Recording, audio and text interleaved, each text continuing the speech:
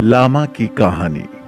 कहते हैं आपके कर्मों की गूंज शब्दों की गूंज से भी ऊंची होती है।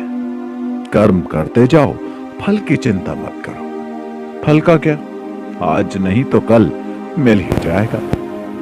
ऐसी ही कुछ मिलती जुलती कहानी है तिब्बती बौद्ध धर्मगुरु दलाई लामा की, जिनका सफर शुरू हुआ तिब्बत से। चीन उनके पीछे पड़ा और भारत ने उन्हें शरण दी।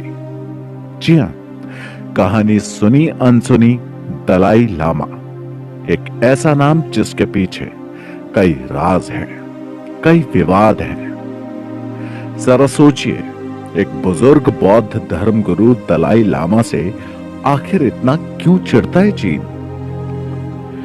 चीन तिब्बत को लगातार अपना हिस्सा होने का दावा पेश करता आ रहा है और ये हर कोई जानता है, लेकिन समस्या सिर्फ तिब्बत नहीं, लामा भी है।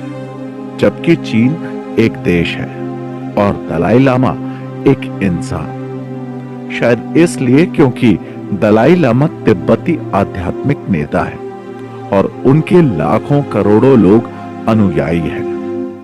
लेकिन फिर भी सोचने वाली बात है कि एक आध्यात्मिक गुरु चीन जैसे शक्तिशाली देश का क्या बिगाड़ सकता है। इसे समझने के लिए हमें शुरू से शुरू करना होगा और जानना होगा दलाई लामा के इतिहास के बारे में, जिसके जिक्र से ही आप चीन का इतिहास भी समझ सकेंगे, क्योंकि चीन और दलाई लामा का इतिहास ही चीन का इतिहास है।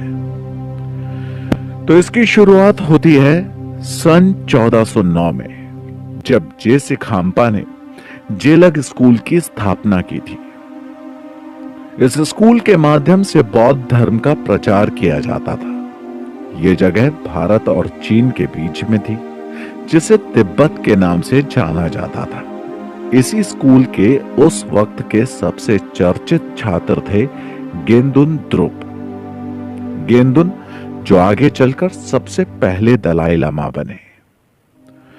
बौद्ध धर्म के अनुयायी दलाई लामा को एक ईश्वरीय लक्षण वाला व्यक्ति और ईश्वरीय करुणा के प्रतीक के रूप में देखते हैं। साथ ही इनके समर्थक इन्हें अपना नेता भी मानते हैं। वहीं दलाई लामा को एक शिक्षक के तौर पर भी देखा जाता है, जो अपने लोगों को सही रास्ते पर चलने की प्रेरणा देते हैं।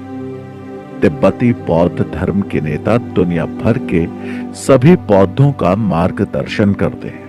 1630 के दशक में तिब्बत के एकीकरण या अलग होने के वक्त से ही बौद्धों और तिब्बती नेतृत्व के बीच लड़ाई चलती रही है। यहाँ के मांचू, मंगोल और ओइरात के गुटों में सत्ता के लिए लड़ाई होती रहती है।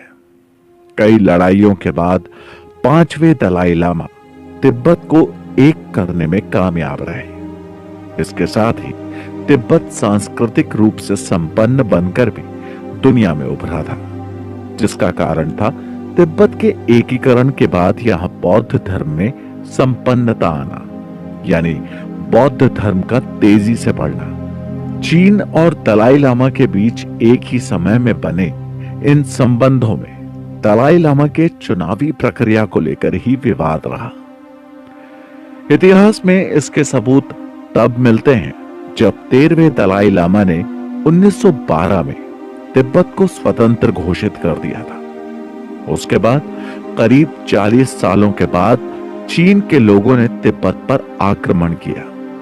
चीन का यह आक्रमण तब हुआ जब वहां 14वें दलाई लामा को चुनने की प्रक्रिया चल रही थी। उस वक्त तिब्बत को इस लड़ाई में हार का सामना करना पड़ा।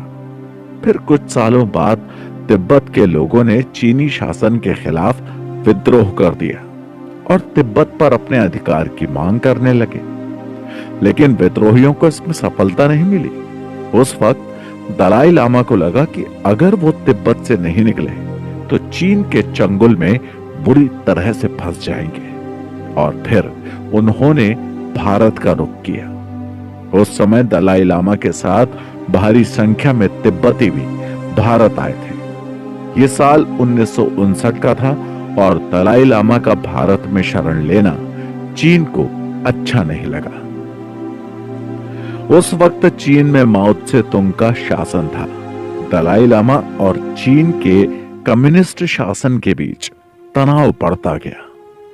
दलाई लामा को दुनिया भर से सहानुभूति मिल रही थी, लेकिन वो अपने देश के बाहर ही जिंदगी जी रहे थे।